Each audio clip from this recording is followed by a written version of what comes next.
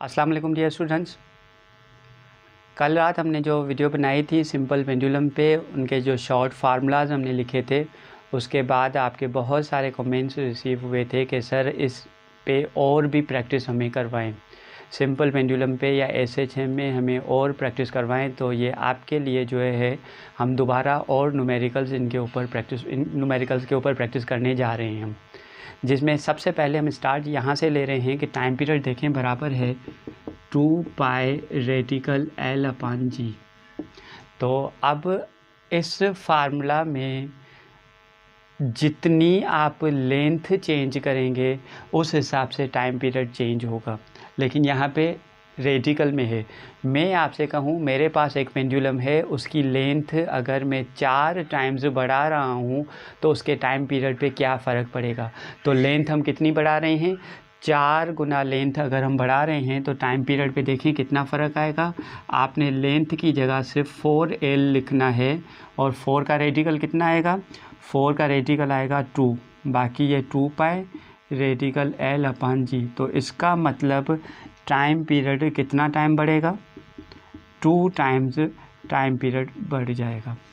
यानी अगर आप लेंथ 4 गुना बढ़ा रहे हैं तो टाइम पीरियड 2 टाइम्स बढ़ जाएगा। यहाँ पे रेडिकल का रिलेशनशिप है।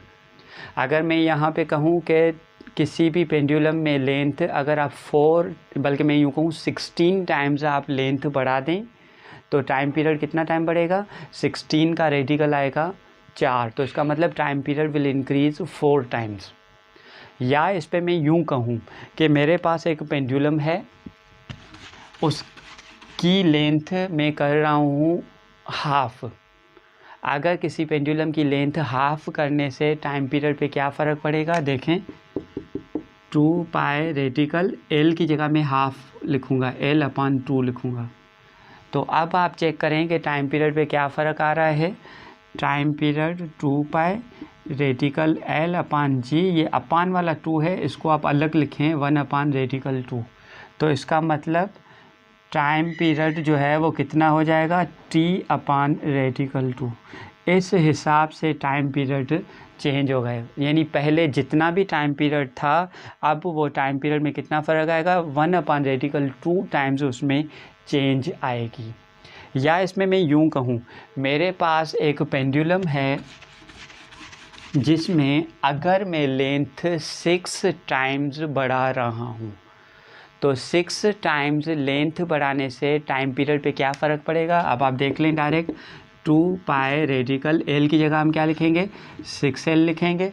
तो इस पर क्या फ़र्क आएगा, 2 पाई रेडिकल L अपान जी वही लिखना है। यहाँ पे जो 6 है इस 6 को आप अलग करके लिखें।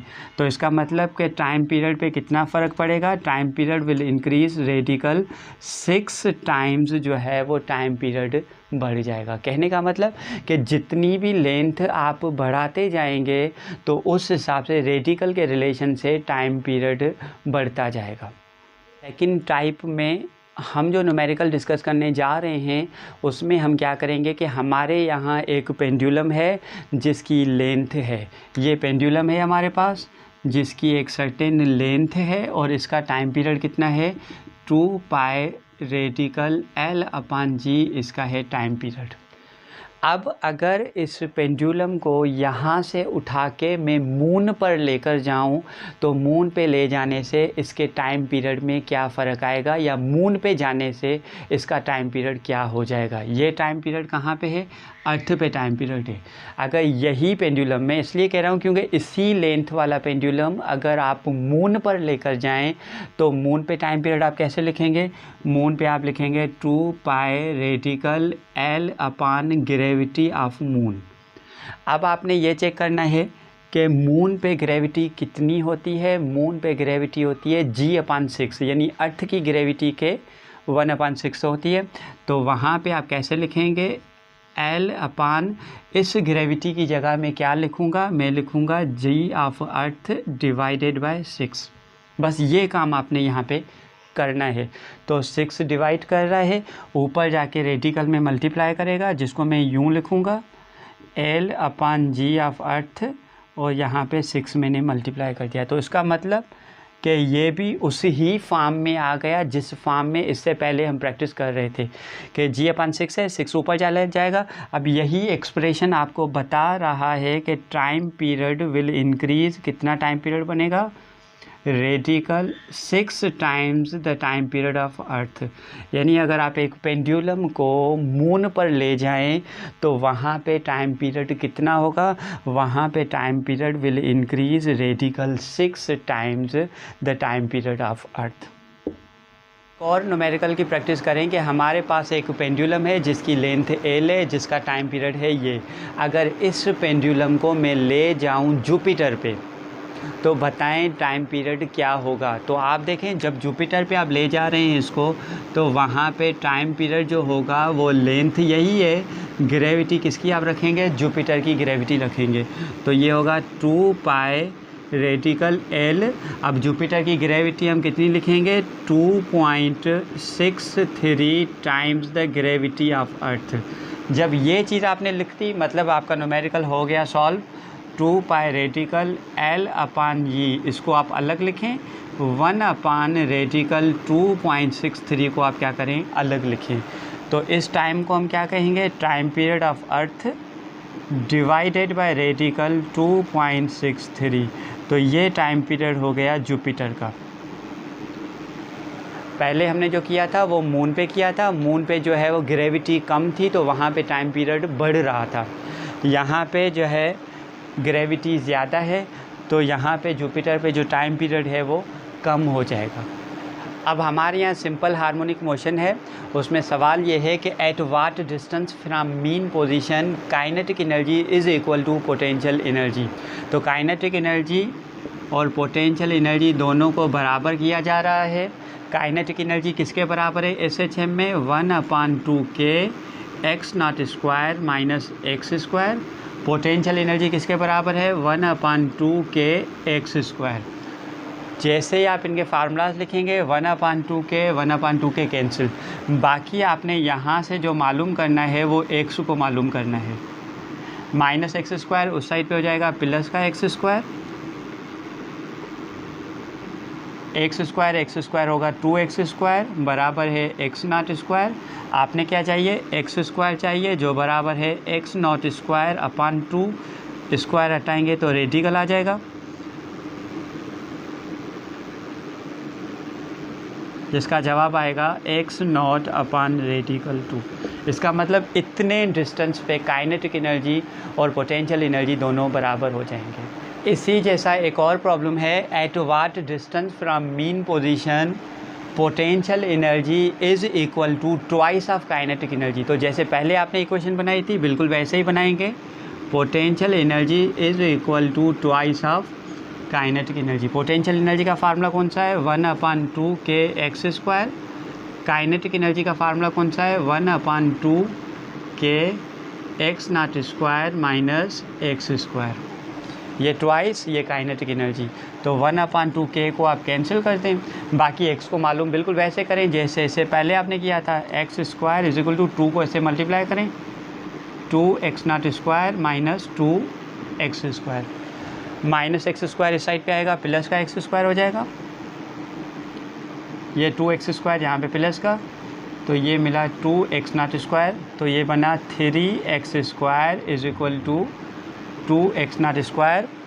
आपको क्या चाहिए, x² चाहिए जो बराबर है 2x0² डिवाइडेड बाय 3, तो रेडिकल देंगे हम, तो किसके बराबर आएगा, रेडिकल 2/3x0। यानी इस डिस्टेंस पे potential energy will be equal to twice of kinetic energy. ऐसा ही एक और प्रॉब्लम हम बना रहे हैं, at what distance from mean position potential energy is equal to half of total energy. Potential energy is equal to half of total energy. Potential energy किसके बराबर है, 1/2 के x²।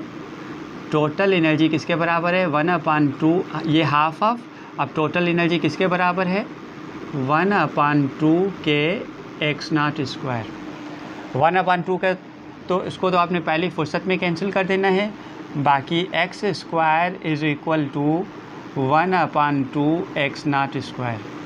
आपने एक्स चाहिए इसलिए रेडिकल देते हैं एक्स नॉट स्क्वायर अपॉन 2, जिसको आप कहेंगे एक्स नॉट अपॉन रेडिकल 2।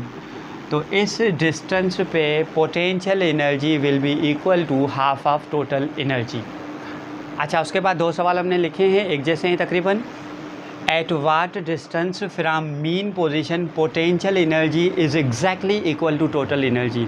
तो हम क्या कहते हैं कि जैसे जैसे ऑब्जेक्ट मीन पोजीशन से एक्सट्रीम पोजीशन की तरफ चलता जाता है तो उसकी पोटेंशियल एनर्जी बढ़ती जाती है, और जैसे जैसे एक्सट्रीम की तरफ चलता जाएगा तो पोटेंशियल एनर्जी बढ़ते बढ़ते जब एक्सट्रीम तक पहुंच गया तो वो वाली पोटेंशियल एनर्जी सारी की सारी एनर्जी जो है वो कितनी हो गई, जितनी टोटल एनर्जी होती है। तभी हम कहते हैं कि at extreme position total energy is exactly equal to potential energy.